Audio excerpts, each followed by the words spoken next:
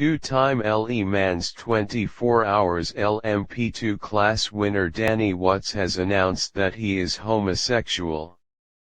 The 37-year-old is believed to be the highest-profile European racing driver to come out so far. You feel like you have to hide it within motorsport because it's a very masculine sport, Watts told motorsport.com.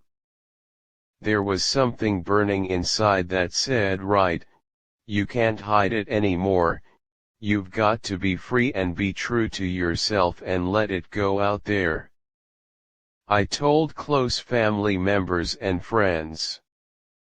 There was obviously shock to start with, but people were also very supportive, which was nice. So I thought if they're cool with it, let's go with it. Watts ended his racing career after Le Mans last year and is now focused on driver coaching. He admitted making the announcement felt easier now I've stopped racing, as he had been concerned about how sponsors and teams might react. The biggest thing is worrying what people will think and how they'll portray you, how they'll act around you, said Watts. It's stupid things like thinking, do I go and shake hands with people? Will they shake your hand back? Am I going to be able to look them in the eye or not? Is it going to be awkward? There are 1,000,001 questions going round in my head about how this is all going to work out. My stomach is churning about the next paddock I go to and people knowing and how they'll think of me. It's bloody scary. Watts described recent months as horrible and explained he had decided making a public announcement would be healthier than only informing people close to him.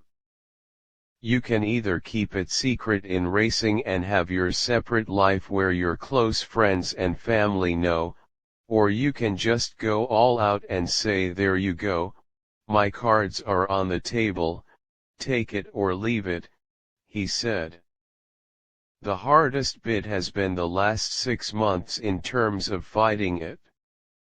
You're in denial to everyone, you seem happy-go-lucky and outgoing, but when you're on your own and climb into bed at night it's on your mind and it wears you down. I got to a point where I thought I'm not happy in my life. I'm not enjoying anything. So what's the best solution? Just come out and just do it? If it's out there and everyone knows about it, then they can think what they want, whether it's good or bad or ugly.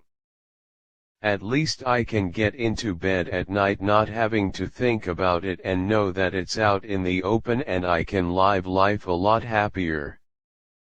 Prior to focusing on sportscars with Straka, Watts' single-seater career included Formula First and Formula Renault UK titles, British Formula 3 race victories and podium finishes in A1 GP.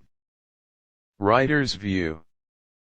Some might feel we're wrong to write about a driver's sexuality, that this is a private life detail irrelevant to our motorsport remit. But there's a difference between someone preferring to keep their personal life out of the spotlight and someone feeling they have absolutely no choice but to keep their personal life completely private from their sport because the alternative is terrifying. My first thoughts on learning of what's coming out was sadness that it had to be news at all, that there were still any industries in 2017 where someone would feel an announcement about their sexuality was even necessary rather than being able to safely assume their peers would accept them regardless. Listening to Watts describe how he has felt in the build-up to his announcement was almost harrowing at times. No one should have to feel what he has in recent months, and hopefully the motorsport world will react in a way that shows he needn't have, and that others having the same struggles won't have to.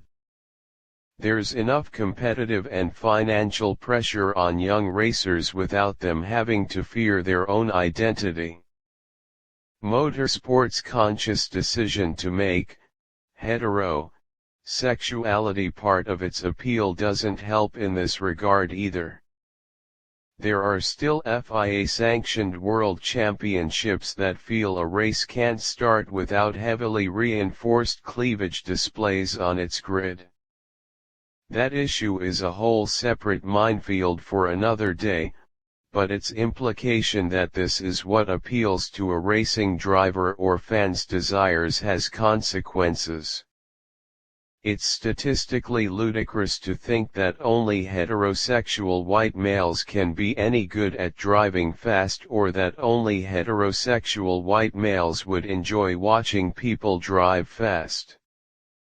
Gender and ethnicity aren't the barriers to motorsport success/enjoyment that they once implicitly appeared to be, and sexuality shouldn't be either.